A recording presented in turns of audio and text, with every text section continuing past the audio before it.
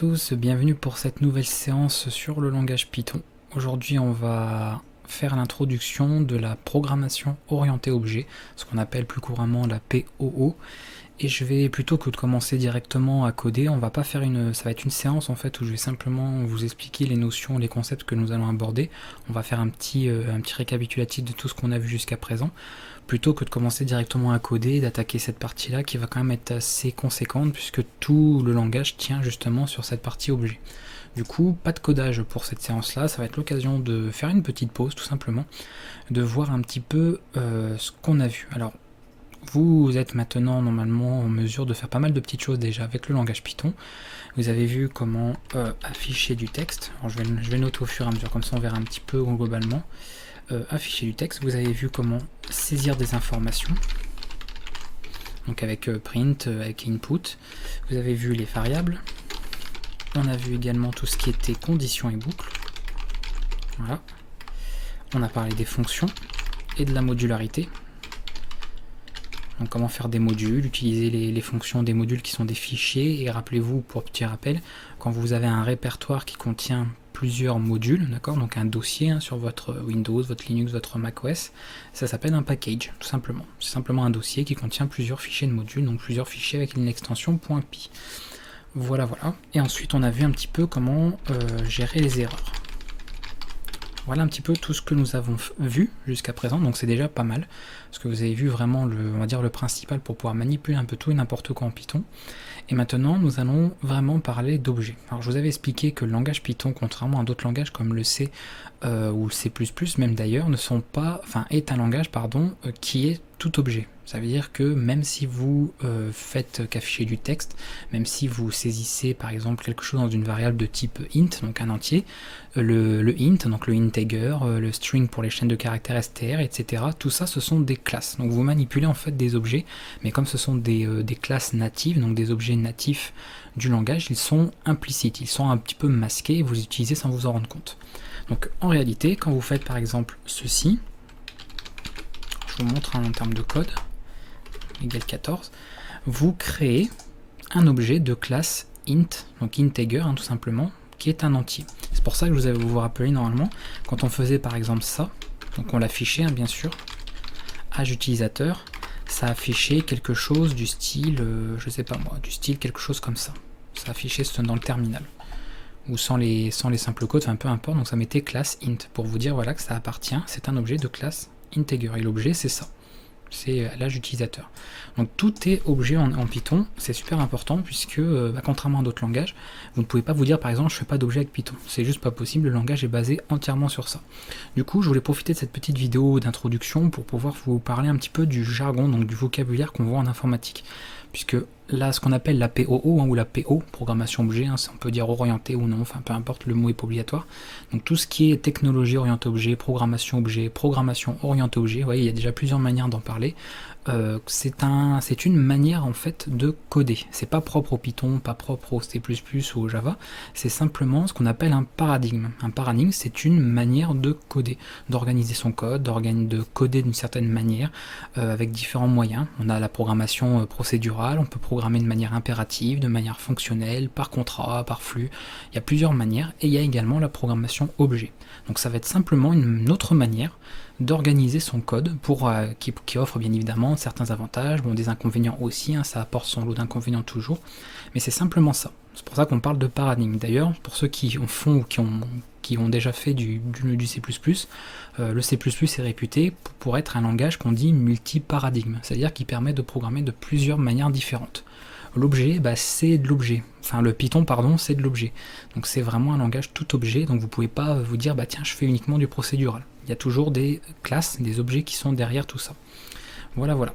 On va maintenant un petit peu, je vais vous parler en tout cas de quelques notions de base, simplement parce que au niveau jargon informatique, au niveau vocabulaire, on va avoir, comme je vous ai dit, la partie programmation objet qui est globale à tous les langages, d'accord. Quand on parle d'une classe, c'est la même chose que ce soit du Python, du C++, du Java, du C#, ce que vous voulez, ça ne change pas. Pareil pour les méthodes, etc. Par contre, on a certains termes où ils ne sont pas forcément les mêmes d'un langage à l'autre. Alors à la base, ça pourrait être tous les mêmes, le problème c'est qu'il y a des langages qui prennent leur propre définition, on va dire qu'ils la déforment pour en faire leur propre définition à eux. Et le problème c'est que voilà, sur les forums, les canaux de discussion, les gens ne sont jamais d'accord, puisque par exemple une classe, une propriété, ça va être telle chose en Python, mais ça va pas être pareil en C++, etc. Donc histoire de s'y retrouver entre nous, puisque vous suivez un petit peu cette formation et que tout le monde soit un petit peu sur un même, on va dire sur un même pied d'égalité, sur la même base, on va définir globalement le jargon général, même si on va pas tout voir dans cette vidéo, sinon on aurait une vidéo de 3 heures, mais d'avoir déjà quelques termes que l'on va employer, puis je vais vous les expliquer. Pour ça je vous ai dit, plutôt que de commencer à faire du code, à créer des programmes, etc., on va déjà définir quelques notions pour comprendre un petit peu comment ça marche. Alors on a la première chose, puisqu'on parle de programmation objet, on va commencer à parler des classes. Qu'est-ce qu'une classe, tout simplement? Alors une classe, si je devais vous donner une définition très simple, c'est comme un plan, je sais pas moi, oui, un plan de conception. On peut imaginer quelque chose comme ça. Pas une structure, parce que le problème c'est que structure c'est utilisé en informatique pour décrire autre chose. On va mettre un plan de conception. Voilà, on peut imaginer un plan de conception, un genre, quelque chose comme ça. Et je vais donner un exemple. On va prendre l'exemple au fur et à mesure. Ça, je veux dire, on programme pas, on reste vraiment sur quelque chose de tout à fait vulgarisé pour que ce soit clair pour tout le monde. Puis vous, je vous dis, ça vous fait une petite pause, comme ça, vous avez vu beaucoup de choses. Ça vous permet d'avoir quelque chose d'un petit peu plus souple, un peu plus, on va dire, calme pour cette séance-là. Et on va prendre un exemple de classe, on va l'appeler humain, d'accord? Voilà. Donc vous imaginez, voilà un humain. L'humain, c'est une classe. On a un plan vous allez me dire, ouais, un plan pour concevoir des humains, c'est bizarre. Le genre humain, tout de suite, ça parle beaucoup plus. Donc vous allez voir, vous allez comprendre par la suite. Donc une classe, c'est tout simplement ça. Si on va définir, je vous montre pas comment ça se présente au niveau du code, on le verra dans la séance suivante quand on commencera. Dans la prochaine séance, on commencera à mettre tout ça en place au niveau code Python. On a ensuite ce qu'on appelle les objets. D'accord? Un objet, c'est une instance de classe. Une instance de classe, c'est simplement qu'on va produire quelque chose qui est du genre de votre classe, qui est cette classe. Donc une instance de classe, ça peut être par exemple, nous on va prendre quelqu'un, voilà, notre Julien par exemple, voilà, d'accord. Julien est un objet, d'accord, donc c'est un objet qui est de classe humain, d'accord. Julien est un humain, c'est comme ça qu'on peut le voir en fait, d'accord. Julien est un humain, donc il a été créé en fait par ça.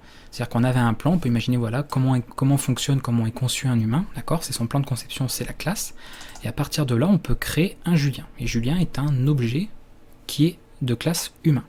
On peut créer un autre, voilà, on peut créer Mathilde, on peut créer n'importe qui sera de cette même classe, mais ce seront chacun des objets différents. Mathilde ne sera pas Julien, d'accord. Je pense que tout le monde comprend bien à ce niveau-là.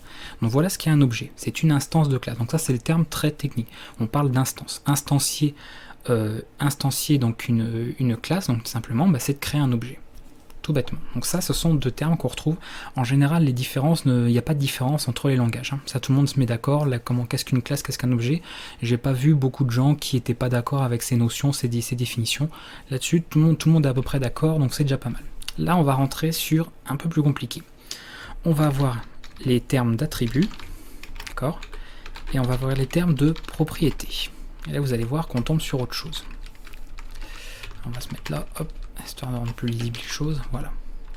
Ça, c'est deux termes que vous allez voir également tout au long de la formation qu'on va avoir. On va parler beaucoup d'attributs, on va parler de propriété. Quelle est la différence, etc. Un attribut, de manière générale, et là je parle surtout au niveau Python, c'est une variable de classe. D'accord? Elle appartient, donc vous imaginez que là vous avez le plan de conception, d'accord, de la classe. À l'intérieur, vous allez avoir une variable qui est définie. Elle est définie, elle appartient à la classe. D'accord? Donc à l'extérieur de la classe, cette variable n'existe pas. C'est un attribut, on appelle ça un attribut de classe. Ça peut être, pour notre humain, ça peut être par exemple, je sais pas moi, le nom. On va mettre nom, l'âge, j'en sais rien moi, vous voyez, plein de choses comme ça. Le sexe, si c'est un homme, une femme, voilà, on peut avoir pas mal de petites choses. La taille, pourquoi pas, etc. Bref, vous avez compris ce qu'est un attribut. J'en viens maintenant à la propriété, c'est là que ça va commencer à se compliquer. Alors dans beaucoup de langages, même la plupart du temps quand on demande aux gens, je pense notamment au C++, etc., quand on leur demande la différence entre attribut et propriété, ils ne sont pas vraiment capables de l'expliquer puisqu'elle est tellement subtile qu'il n'y en a pas. Grosso modo, un attribut, c'est une propriété. Parce que le nom, c'est une propriété d'un être humain, d'accord, d'un humain. L'âge, c'est une propriété d'un humain. Le sexe, c'est une propriété d'un humain. etc., etc. Alors il y en a certains, des fois, ils essaient de faire une différence subtile en disant l'attribut c'est plus ce qu'il catégorise et la propriété c'est plus une capacité. Par exemple, votre âge c'est pas vraiment une capacité que vous avez, c'est voilà, c'est un attribut, c'est comme ça, comme l'attribut masculin, etc., etc. Donc c'est une chose que vous avez comme ça naturellement. La propriété c'est par exemple une compétence, etc. Mais là on tombe dans quelque chose, vous voyez, qui est trop subtil pour commencer à faire des différences. Donc en Python ils ont quand même une différence et on aura l'occasion d'en parler. Une propriété en Python, donc là je parle vraiment que pour ce langage, donc ne le prenez pas en compte par rapport à d'autres langages si vous avez fait du C++, du Java ou autre, que vous suivez d'autres formations. Il s'agit en fait tout simplement, on va dire, d'un moyen, donc je peux le dire ça, c'est une manière en fait tout simplement, donc je vais le noter, c'est une manière de manipuler les attributs. D'accord? Donc je vais noter par exemple lecture seule, accès non autorisé, en dehors de la classe, etc. Voilà ce que serait une propriété. Une propriété, on va la définir sur certains attributs. Par exemple, on va dire, je sais pas moi, allez, admettons, bon, l'objet, d'accord, Julien, admettons, lui-même, il a le droit de modifier, par exemple, son nom. D'accord? Si un jour il a envie de modifier son nom, c'est tout à fait d'ailleurs un cas possible dans la réalité. Il peut modifier son nom, il peut modifier son prénom, enfin, ce genre de choses. J'aurais pu mettre prénom, c'est ça qu'on emploie souvent nom en informatique. On va plutôt mettre prénom, voilà, ce sera plus clair. Donc, Julien, il peut modifier lui-même son prénom. Par contre, la logique des choses, selon comment on conçoit, c'est pour ça que je vous dis que la programmation objet, c'est une manière de coder, d'accord? C'est pas propre à un langage, c'est vraiment général. C'est une conception, une méthode de conception, voilà, une manière de coder. On estime par exemple que si on avait un objet qui est de classe voiture, on n'a peut-être pas envie que une voiture aille modifier le prénom de Julien, d'accord? Ou son âge, ou je ne sais quoi. Donc on peut définir une propriété. On dira, je mets une propriété sur l'attribut prénom, d'accord, de la classe humain, en disant par exemple que j'interdis son accès en dehors. Il y a que les humains qui peuvent modifier le prénom des humains, d'accord? On peut faire ce genre de choses. Donc on peut définir des accès, voilà, des accès, des restrictions, etc. Lecture seule, ça veut dire par exemple, on a quelque chose qu'on peut seulement lire, donc on peut le récupérer, mais on ne peut pas le changer, d'accord? On peut, je sais pas moi, ça peut être n'importe quoi, une information voilà, qui changera jamais ou autre. On dit tiens, je veux absolument que personne ne puisse modifier tel attribut d'une classe. Voilà. Donc voilà en Python comment on va faire cette distinction. Vous voyez que là il y a effectivement une différence. L'attribut ça va être la variable d'une classe qui appartient à celle-ci, et la propriété va permettre de manipuler l'attribut d'une certaine manière. De dire je t'autorise son accès en dehors ou pas, c'est en lecture seule, ou ça fonctionne comme ci, ça fonctionne comme ça. Voilà comment on peut différencier. Le problème c'est comme en C++ ou dans d'autres langages objets, qui utilisent simplement l'objet, comme par rapport à un paradigme, vous verrez qu'il n'y a pas de distinction. S'il y en a, une variable de classe, ils vont l'appeler la propriété, et puis d'autres, ils vont l'appeler l'attribut. C'est pour ça que je vous dis, je voulais vraiment faire ce genre de vidéo, histoire de bien mettre les choses au clair pour nous, d'accord, entre nous, sur cette formation en langage Python. Là, vous avez vraiment une différence, et vous verrez qu'au niveau codage, on en aura effectivement une. Il y aura une manière de définir des propriétés qui ne sera pas du tout la même manière que de définir un attribut. Voilà. Donc attribut de classe, propriété de classe, peu importe. On arrive maintenant à trois autres noms. Donc on a une méthode. On a méthode de classe. Oh, oui, hop, on va changer. Je fais au fur et à mesure. Méthode de classe. Et on va voir les méthodes statiques. Alors, là c'est pareil, c'est pas propre au langage Python, c'est propre à tout ce qui est technologie objet. Ok, c'est vraiment par rapport à ça. Donc on va mettre méthode statique. Alors méthode de classe statique en fait, tout simplement. La méthode, c'est une fonction d'une classe, tout simplement. Vous savez ce qu'est une fonction. Sur des vieux langages, on parlait même de procédure. On parlait même pas de fonction à l'époque. Je pense à plein de vieux langages. Une procédure, c'était tout simplement un ensemble d'instructions qu'on pouvait comme ça appeler rapidement via en fait un identifiant, donc le nom de la procédure, et ça permettait de faire tout un ensemble de traitements. Après, par la suite, on a fini par appeler ça des fonctions. Sur tout ce qui est programmation procédurale, etc., on a appelé ça des fonctions. Et en objet, on appelle ça des méthodes. D'accord? Donc c'est une fonction d'une classe, tout bêtement. Vous verrez qu'en plus, au niveau du codage en Python, il n'y a pas vraiment de différence avec comment vous créez des fonctions. On met le mot-clé def, et on met le nom de la méthode, et elle peut prendre des paramètres, etc. Donc vous verrez que ça fonctionne exactement de la même manière qu'une fonction. C'est pour ça qu'on parle vraiment de fonction d'une classe. Donc exemple, je prends l'exemple par rapport à l'humain, mettons notre classe humain, elle pourrait avoir une méthode manger. Et entre parenthèses, alors même j'aurais dû prendre des crochets mais c'est pas grave, par exemple, quelle nourriture elle mange. Je sais pas moi, quantité, d'accord, on peut prendre des paramètres ou pas, c'est au choix. Donc ça, ce serait une méthode de la classe humain, d'accord? Et Julien, du coup, en tant qu'objet instancié, pourrait par la suite utiliser cette méthode. Donc je vous montre pas encore une fois comment on le ferait au niveau code, d'accord? C'est vraiment comme ça. Donc manger, voilà. Donc d'ailleurs ici je mets des parenthèses, mais non, j'ai dit que je mettais pas de code. Donc manger, marcher, parler, dormir, d'accord? On peut imaginer plein de choses, hein. Tout ce que peut faire un humain en fait. Ce sont un peu les services, qu'est-ce qu'il est capable de faire, d'accord? Donc voyez-le un petit peu comme ça. L'attribut c'est vraiment les caractéristiques de votre classe. Les méthodes, c'est ce qu'il peut faire, d'accord? Tout ce qu'il est capable de faire. Il est capable de manger, de marcher, etc. Voilà. La méthode de classe, c'est un petit peu spécial, c'est pour ça que je vous dis là il y a des choses un peu, voilà, un petit peu compliquées. C'est une méthode en fait tout simplement qui va fonctionner vraiment pour la classe.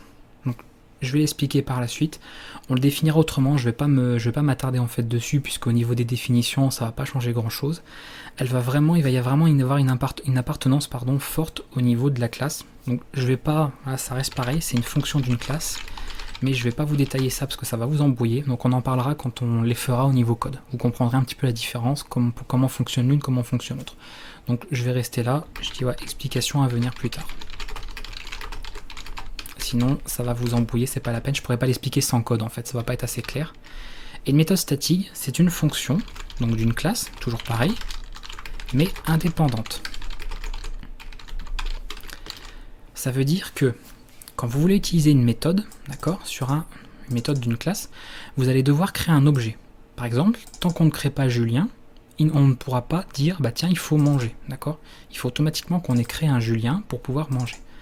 En revanche, une fonction d'une classe mais indépendante, je peux très bien moi créer une méthode, donc une fonction de classe, qui puisse être utilisée même en dehors de tout objet. Ça veut dire que je pourrais très bien dire, un humain, tu utilises telle méthode. Vous voyez, ça passera pas par Julien, ça passera par l'humain en lui-même, d'accord? L'humain, il possède un service. Donc ça, on l'utilise beaucoup, les méthodes statiques, vous verrez par la suite, quand on fait des classes qu'on appelle des classes utilitaires. Une classe utilitaire, c'est un petit peu une classe que l'on va jamais instancier dans l'absolu. C'est-à-dire qu'on va jamais créer des objets de cette classe. On va simplement avoir une classe qui aura plusieurs méthodes, un peu comme une bibliothèque qui aurait plusieurs fonctions, vous pouvez imaginer pareil, et à chaque fois qu'on voudra utiliser une de ces fonctions, on mettra le nom de la classe et on précisera ensuite quelle méthode on utilise, notamment une méthode statique. Donc vous verrez qu'il y aura une manière de définir la méthode statique pour faire la différence avec une méthode on va dire standard. Et une méthode de classe, je vous ai dit, on reviendra après, je vous donne vraiment les explications pour plus tard, parce que pareil, c'est une différence tellement minime, tellement complexe, tellement subtile, que ce sera beaucoup plus clair avec du code, avec un exemple. Là, comme je ne fais pas de code pendant cette vidéo, je préfère pas vous mélanger les pinceaux dès le début. Le but justement, c'est d'essayer que tout le monde soit d'accord sur les termes, etc. Donc, à la rigueur, sur méthode de classe, vous pouvez même à la rigueur l'oublier, d'accord? Simplement que voilà, méthode statique, elle est vraiment, donc elle appartient bien évidemment à la classe, mais elle peut être utilisée sans créer d'objet, d'accord? La méthode standard, c'est il faut qu'elle parte d'un objet. Donc ici, nous, ce serait notre Julien. Sinon, voilà, c'est différent. Donc voilà, les classes j'ai dit, attributs propriétés, je pense que j'aurai pas d'autres termes. On parlera par la suite, alors j'en parlerai très rapidement, d'héritage. Qu'est-ce que l'héritage? D'accord? Alors l'héritage, ça va être par exemple une classe, je sais pas moi, une classe fille qui hérite d'une classe mère. Vous voyez, je mets pas de code. Donc on imagine qu'on a une classe mère, ok, et qu'on fait un héritage ensuite pour avoir une classe qu'on appellerait fille. Donc par exemple humain, on peut imaginer que donc humain c'est la classe mère, et en classe fille on peut très bien faire, je sais pas moi, autre chose. D'accord, on pourrait très bien faire, on serait un peu bizarre comme fonctionnement, on va prendre plutôt animal, voilà. Si on avait une classe mère qui s'appellerait animal, on peut très bien faire une classe fille qui en hérite qui s'appellerait panda, d'accord, pour pouvoir créer plein d'objets, donc plein de pandas. On pourrait avoir une autre classe fille qui s'appellerait ours, etc. Une classe chat, une classe chien, etc. D'accord. Donc on dit en général, quand on a ça, par rapport à la classe fille, on dit que fille est une, alors ça c'est un petit moyen que je vous donne pour le retenir facilement, est une sorte de mère. Vous allez me dire c'est bizarre quand même dit comme ça. Donc si je devais prendre un exemple plus parlant, par exemple classe classe chat hérite de la classe animal, on dira donc que chat est une sorte d'animal. Voilà. Et là tout de suite vous voyez c'est plus clair quand on emploie des termes un petit peu plus compréhensifs. Donc c'est comme ça qu'il faut le comprendre. Et l'héritage on en parlera, vous verrez à quoi ça sert, parce que vous allez me dire bah oui mais ça sert à quoi en fait, du coup autant créer directement une classe chat, une classe chien et puis pas créer de classe animale à ce moment là. vous comprendrez comment ça fonctionne. Bah, c'est comme dans la vraie vie, c'est par rapport à l'héritage, comment ça fonctionne à ce niveau-là. Et on parlera de spécialisation. Par exemple, le chat, c'est une classe spécialisée par rapport à l'animal. Il sait faire plus de choses qu'un simple animal, d'accord ? L'animal, c'est quelque chose d'abstrait, de général, et en le spécialisant, on peut obtenir un chat qui saura faire tout ce que l'animal connaît, plus des choses en plus, d'accord ? Animal, c'est ce qui va concerner tous les animaux. Mais le chat, il sait faire des choses qu'un autre animal ne sait pas forcément faire. Donc on spécialise en créant une classe fille, qui ici serait le chat. Voilà. Et je pense qu'on en restera là pour les termes, pour les définitions globalement. Alors, maintenant qu'on a vu, grosso modo un petit peu de vocabulaire, etc., qu'on a démystifié un petit peu toute la partie programmation objet, quel avantage en fait de l'objet ? Si je devais noter pas noter, mais tout simplement vous donner des avantages, quel intérêt en fait ? Quel intérêt il y a de programmer ? Pourquoi Python a été conçu sur un paradigme objet ? Alors l'intérêt premier, c'est déjà de bien organiser son code, c'est-à-dire qu'on va définir des choses différentes. Plutôt que d'avoir par exemple un code où on va mélanger des fonctions de tout n'importe quoi, quand on prend avec du recul tout son programme, on est capable de définir des catégories. Par exemple, si on a, je sais pas moi, je prends l'exemple pour un jeu vidéo où vous avez une fonction attaquer, vous avez une fonction, je sais pas moi, prendre un objet dans un inventaire, ou le retirer, se soigner, utiliser une potion, je ne sais quoi. Tout ça, on voit que ça peut rentrer tout à fait dans une catégorie qui est le joueur, d'accord ? C'est des choses que peut faire un joueur. Donc on a un espèce de contexte qui se crée comme ça. On pourrait très bien faire une classe joueur qui possède des méthodes comme se soigner, attaquer, etc. Mourir, oui, mourir est une méthode, oui, c'est quelque chose que peut faire le joueur peut mourir. Là d'ailleurs, c'est vrai que je ne l'ai pas noté, mais oui, c'est vrai que faut comprendre aussi que, voilà, d'accord ? Mourir, je crois que c'est un seul R. Voilà, donc mourir est effectivement une possibilité, quelque chose que peut faire un humain, d'accord ? Donc tout ça c'est important de bien comprendre, que ça permet tout simplement d'organiser son code d'une autre manière. C'est pour ça qu'on parle vraiment qu'un paradigme comme l'objet, c'est simplement une autre manière de programmer, une autre manière de penser les choses quand on code. On va dire, bah tiens, on voit qu'il y a des choses qui peuvent être mises ensemble, donc on en fait une classe, qui ont des méthodes, c'est-à-dire qui sont liées à ça. Parce que oui, par exemple, si je fais, je sais pas moi, je fais une classe mur, vous allez me dire ça sert à quoi, mais on peut imaginer une classe mur générale qui a une classe qui hérite, qui serait la brique, et puis la brique, elle a pas, je vois pas une brique ne peut pas manger. Ça paraîtrait complètement un peu bizarre. Donc du coup, on aurait, vous voyez, une autre classe avec d'autres choses qu'elle sait faire et ses propres attributs à elle, ses propres variables. Par exemple, la densité de ciment, je ne sais quoi, enfin bref, le poids, on peut imaginer d'autres choses qu'un humain n'aurait pas forcément. Un humain n'est pas composé a priori de ciment, sinon c'est un petit peu problématique. Du coup, ça permet de dégager comme ça différentes, vous voyez, une organisation générale au niveau du programme.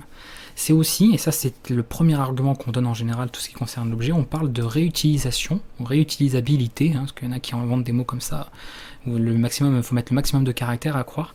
Donc ça veut dire que, une fois qu'on a une classe définie, ce fameux plan de conception, le jour où vous voulez vous créer par exemple des humains, plein d'humains, plutôt que de devoir tout refaire à la main, vous avez juste à faire une instance, vous instanciez votre objet, vous pouvez créer un Julien. Mais une fois que vous avez créé un Julien, vous pouvez créer Marie, vous pouvez créer Hector, Robert, qui vous voulez, et tout sera basé sur le même plan de conception, ils pourront chacun utiliser des capacités, donc ce qu'ils sont capables de faire de leur méthode, leur propre méthode chacun, et ils pourront interagir ensemble, etc. Alors que si on avait juste fait des fonctions, encore une fois, tout serait mélangé. D'accord ? Il aurait fallu recréer à chaque fois tout à la main, tout répéter, alors que là, on factorise un peu comme des fonctions, mais c'est encore plus puissant.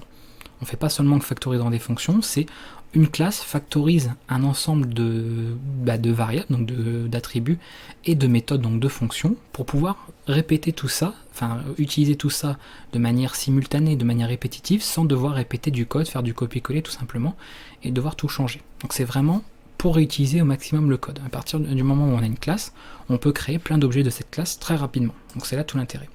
Ça donc rend le code forcément beaucoup plus lisible, et ça il faut y penser surtout quand on développe en groupe, à plusieurs, ça rend le code plus facilement maintenable. Si par exemple vous avez des objets créés, des classes, si quelqu'un d'autre va travailler sur votre code, ce sera beaucoup plus facile, beaucoup plus lisible, beaucoup plus facilement réutilisable et donc maintenable, que si vous aviez simplement des fonctions à droite à gauche, dans des fichiers un peu à droite à gauche, on ne sait pas trop comment elles sont organisées les choses. Si par exemple vous avez une fonction qui s'appelle attaquer sur un jeu vidéo, ça ne nous dit pas qui attaque. C'est une fonction attaquée propre à quoi ? Propre au joueur principal, propre au PNJ, propre à un monstre, propre à... on ne sait pas, on est incapable de savoir. Propre à un boss, vous voyez, il y a impossibilité de savoir où on en est. Que si cette méthode attaquée se trouvait dans une classe mob, donc le monstre, le fameux monstre dans un jeu vidéo, là tout de suite on sait de quoi on parle. D'accord? On a vraiment ce contexte, on comprend tout de suite et ça donne du sens à la programmation, au code. Et ça c'est super important. Donc voilà pour introduire rapidement cette programmation orientée objet, les avantages qu'on peut y retrouver et grosso modo le vocabulaire à connaître. Alors, s'il y a des choses que vous ne comprenez pas, que vous n'avez pas retenues d'ici là, ce n'est pas grave, d'accord? Là, je vous ai limite, bon, pas tout, mais je vous ai déjà balancé une grosse partie de tout ce que nous allons voir en objet. Donc tout ça, on va le voir sur peut-être une dizaine de vidéos, avec d'autres choses en plus. Donc vous attendez pas à avoir tout retenu et tout compris en une seule vidéo, c'est évidemment pas possible, c'est logique, je veux dire. Donc, et si c'est clair pour vous, bah tant mieux. Comme ça, vous serez en avance, vous aurez plus de facilité pour la suite. Mais en tout cas, tout ça, nous allons le voir et le revoir. Nous allons le pratiquer après par la suite tout le temps. On va voir comment les chaînes de caractères que vous utilisez avant sont également des objets de classe str, qu'elles ont également des attributs et qu'elles ont des méthodes. D'ailleurs, je vais terminer avec ça. Vous vous souvenez, alors là je fais du code, donc c'est petit bonus, voilà, même si j'avais dit que je faisais pas de code du tout dans cette vidéo. Quand on avait par exemple ce genre de choses, moi je sais pas. Non, tiens, on va mettre ça, on va mettre mon prénom, voilà. Et puis j'avais par exemple texte, d'accord. Et on faisait non. Non, c'est un objet de classe string. En mettant le point, je peux utiliser une méthode, donc ceci, d'accord, une méthode. Rappelez-vous la méthode format, ok. Donc en fait, d'ailleurs, je voulais faire ça plutôt. J'ai fait n'importe quoi, voilà. C'est plutôt ça que je voulais faire. Bienvenue. Et la petite boîte, vous vous rappelez, donc ça normalement vous savez, vous connaissez cette syntaxe, on l'avait vu avant. Et je vous avais dit, ça j'en parlerai plus tard, c'est une méthode, c'est pas une fonction. Je vous avais dit, on en parlera quand on fera de l'objet. Et on faisait du coup, non. Et hop, ça marchait. Et après, en faisant un petit print de texte, ça aurait affiché bienvenue JSON ou bienvenue n'importe quoi selon ce que vous avez mis dans le nom. D'accord? Donc voilà. Vous voyez que un simple texte que vous avez mis comme ça, donc une chaîne de caractères, est déjà un objet d'une classe, ici str, donc string, qui peut utiliser des méthodes, qui a des attributs aussi, mais ça on en parlera plus tard. Donc tout ça on le verra, on verra un petit peu les objets que vous avez déjà manipulés, et puis après bien évidemment on regardera comment on crée nous-mêmes, comment on va pouvoir créer nos propres classes, instancier nos propres objets, travailler avec, les faire interagir, créer des petits jeux, créer des petits programmes sympas, des trucs vraiment beaucoup plus élaborés que ce qu'on a vu jusqu'à présent. Voilà, et je vais en rester là pour cette petite vidéo d'introduction, je ne vais pas en rajouter, parce que après on pourrait en parler encore pendant des heures. Donc c'était vraiment histoire de vous introduire ce vocabulaire, de le présenter rapidement pour vous faire une petite idée globale de ce qui vous attend, et de se mettre d'accord sur tout. D'accord? Donc là, n'oubliez pas, en Python, voilà, on différencie bien attribut propriété. Après en C++, c'est un peu la même chose. Voilà, il y a des gens qui vous diront non, il y a une différence, mais au final on voit que c'est la même chose. Un attribut c'est une propriété, donc c'est pour ça que je vous dis, vous embêtez pas trop avec les noms, c'est pas parce que vous allez vous tromper de terme pour désigner quelque chose que ça y est, vous êtes un mauvais développeur ou autre, d'accord? L'important c'est de savoir coder et que ce que vous programmez vous le comprenez. À partir du moment où vous comprenez ce que vous développez, il n'y a pas de souci. Après les noms on s'en fout, à la limite c'est juste des noms. C'est bien pour se comprendre, c'est sûr, mais c'est un détail, c'est pas ce qui est le plus important dans la programmation. Voilà, je vous dis à très bientôt, on se retrouvera du coup pour la prochaine vidéo. Donc la prochaine vidéo, bien évidemment, on fera de la programmation, on va vraiment commencer à coder. Et on va, je vous dis, mettre en avant toute la partie objet, puisque le langage Python est objet. Et vous allez voir un peu comment tout ça s'agence et comment on définit un petit peu toutes ces petites choses-là. Allez, à très bientôt.